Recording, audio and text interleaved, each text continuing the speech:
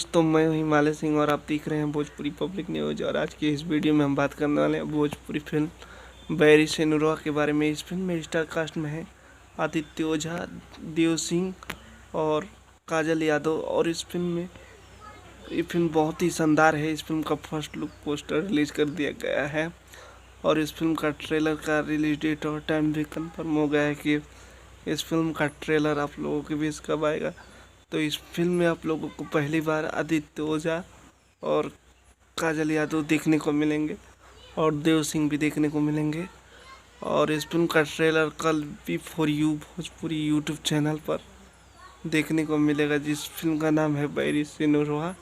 तो आप लोग तैयार हो जाइए कल 5 तारीख को, कल सुबह 5 तारीख को देखने के लिए बैरी से नुरवा का ट्रेलर।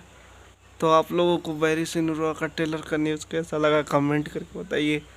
और हमारे चैनल भोजपुरी पब्लिक न्यूज़ पे नए हैं तो चैनल को सब्सक्राइब करके घंटी का